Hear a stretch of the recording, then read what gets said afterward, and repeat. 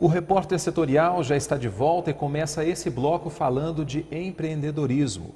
Nesse assunto, até mesmo quem está na terceira idade encontra espaço para abrir a sua empresa. Para falar com a gente sobre como gerenciar o próprio negócio, eu converso agora com a Simone Moura, analista do Sebrae de Guaratinguetá. Olá, Simone, tudo bem? Tudo jóia. Simone, vamos entender um pouquinho mais. Qual que é a diferença entre os mais jovens e os mais velhos em terem interesse de abrir o seu próprio negócio? Qual que é a diferença? Então, existe sim uma diferença com relação à motivação, que leva o mais jovem a empreender e a pessoa após os 60 anos. Então, geralmente o mais jovem, ele está em busca da sua independência financeira. Também, geralmente, ele tem uma característica de ser mais impulsivo, né? Ele está em busca, ele pretende, abre às vezes, muitas vezes, um negócio em busca da lucratividade. Então, esse é o estímulo que leva geralmente, a abrir o seu negócio. Enquanto que a pessoa com mais de 60 anos é a pessoa que já está mais madura, geralmente os filhos já são independentes, né? E ela se aposenta, então ela busca no empreendedorismo uma forma de uma realização pessoal.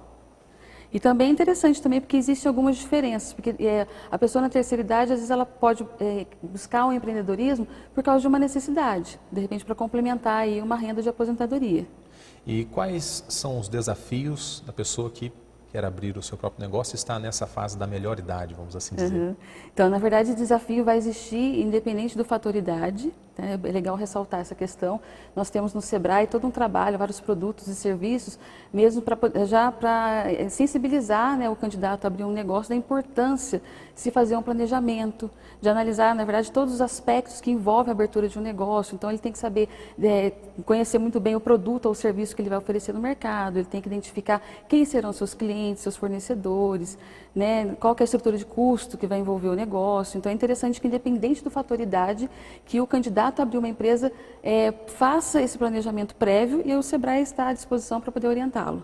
Existem alguns setores do mercado que seriam mais fáceis para essa pessoa da terceira idade poder abrir o seu negócio? Às vezes o setor da alimentação, quem sabe franquias, qual que seria ali os mais procurados, vamos colocar assim? Vamos dizer assim, não dá para dizer um setor específico. Geralmente, independente também do fator idade, os setores de alimentação, comércio varejista são mais procurados. Né? Eu gosto de ressaltar nos atendimentos que, independente do setor, é fundamental que esse empresário, né, o candidato a abrir um negócio, ele tenha paixão por aquilo que ele vai fazer. Então, ele tem que conhecer todos os aspectos que envolvem o negócio, ele tem que conhecer, por exemplo, eu vou abrir uma padaria, né? Então, se eu não sei cozinhar, se eu não sei fazer pão, se eu não gosto de acordar cedo, então, geralmente, eu vou ter muitas dificuldades para poder gerir, administrar uma padaria com êxito, enquanto que se eu gostasse, seria muito mais fácil. Então, a gente recomenda assim, tem que ter, na verdade, conhecer a área que ele vai empreender e tem que, exatamente, tem que buscar essas informações no mercado, enfim. E também verificar os conhecimentos, as habilidades que ele adquiriu ao longo da vida. Isso também facilita na hora da decisão de abrir o seu negócio. E quais são os principais erros que as pessoas cometem quando abrem o seu próprio negócio? Às vezes é falta de planejamento? O principal fator. O principal fator é a falta de planejamento. Né? E também dificuldades, porque assim, não basta ter só conhecimento técnico. É importante conhecimento técnico, é muito importante, é essencial. Mas é importante também ter conhecimento na área da gestão empresarial. Né? Então, também no Sebrae nós disponibilizamos atendimentos na área de finanças, na área de marketing, agronegócios. Então, nós estamos lá à disposição para poder orientá-lo. Ele tem que buscar, ele tem que aliar o conhecimento técnico, né, para poder desenvolver um negócio com sucesso, porém ele também tem que ter, fazer o seu planejamento, mas ter habilidades na área da gestão empresarial. Segundo dados aqui do IBGE, inclusive, o IBGE passou aqui alguns dados dizendo que em 2020 nós teremos cerca de 27 milhões de idosos no país. Esse número do IBGE pode, quem sabe, dar uma perspectiva de que essas pessoas vão também procurar meios para poder empreender, para abrir o seu próprio negócio? Existe, quem sabe, uma perspectiva de crescimento desse público para querer abrir o seu próprio negócio? Existe sim, porque conforme a qualidade de vida vai aumentando, né, a gente percebe, na realidade, né, o interesse, né, da maioria da pessoa, vamos dizer, a melhor idade, né, na busca de abrir o seu próprio negócio.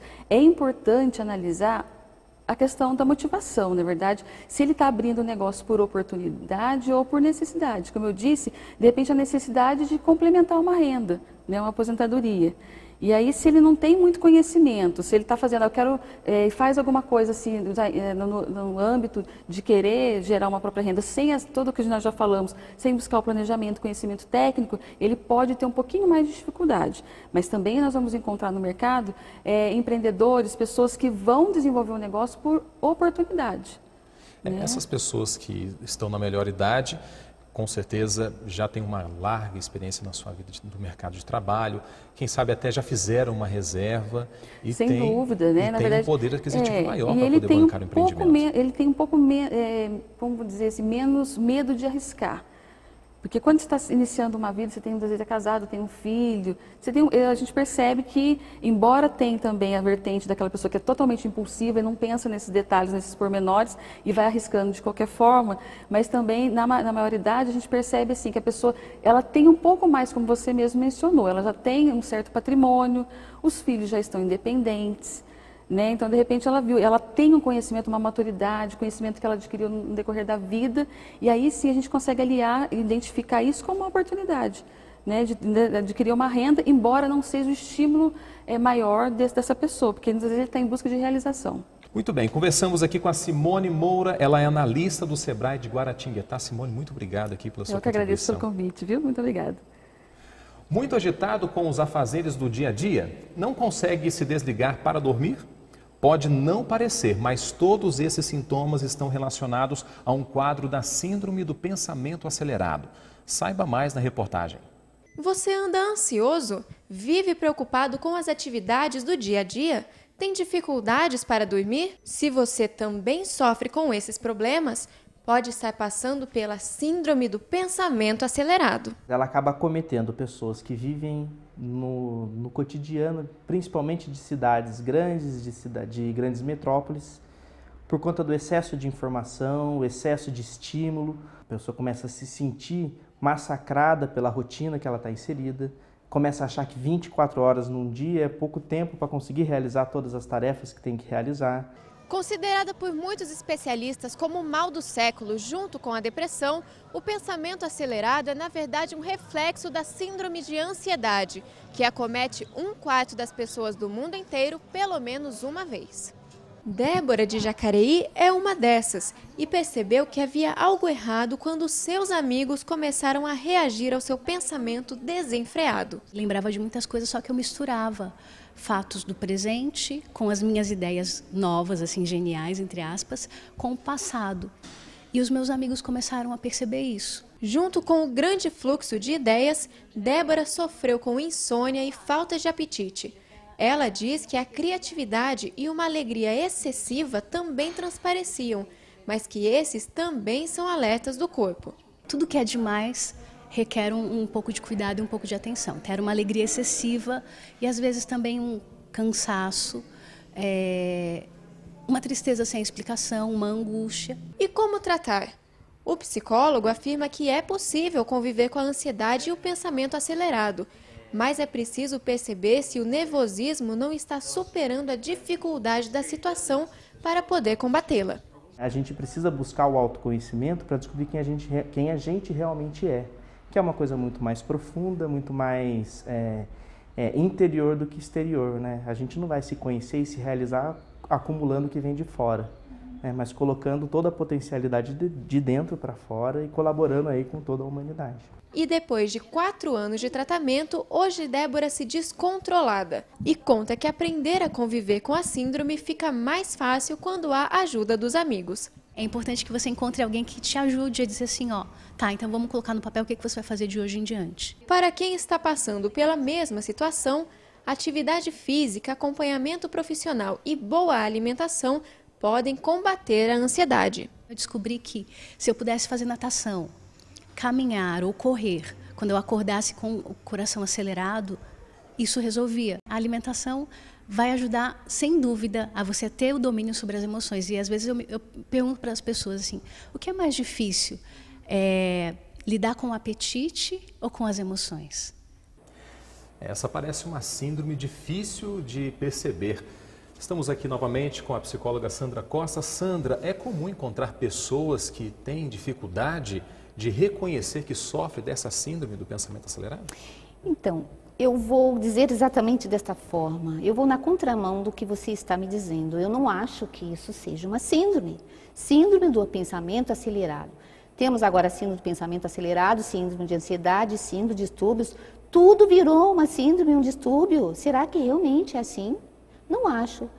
Pensar rapidamente pode ser só uma característica. Pensamento rápidos. A não ser que estejamos falando de um pensamento acelerado, onde a pessoa não consegue mais nem produzir, né, ter uma produtividade a partir desse pensar.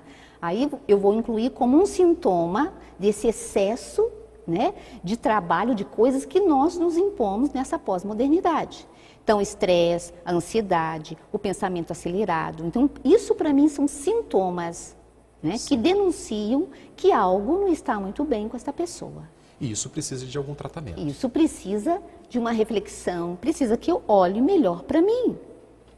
Né? Se nós pensarmos como está a nossa sociedade, tudo é muito rápido, tudo muito acelerado. Todo mundo está sendo inundado com uma série de informações. Todos, sim, os nossos jovens, as nossas crianças. Isso está na palma da nossa mão. Está na palma da nossa mão. E daí, né? A atenção das crianças atualmente é algo que eu não tenho visto nenhuma pesquisa, mas a atenção está concentrada, ela é muito alta, mas ela não é vigente, ela não fica por muito tempo ali. É uma inundação de estímulos.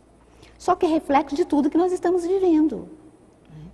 Então não vejo como sendo uma síndrome. Qual seria a dica ideal para essa pessoa que tem uma ansiedade, que tem esse pensamento acelerado?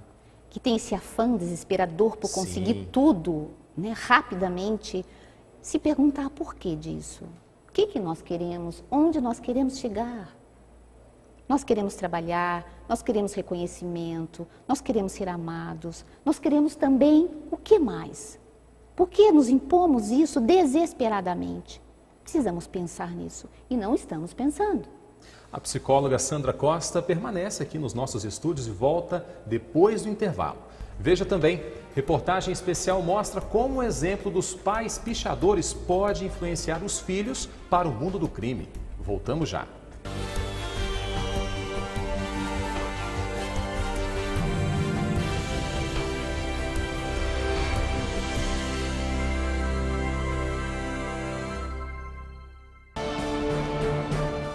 O repórtersetorial.com é o seu novo acesso.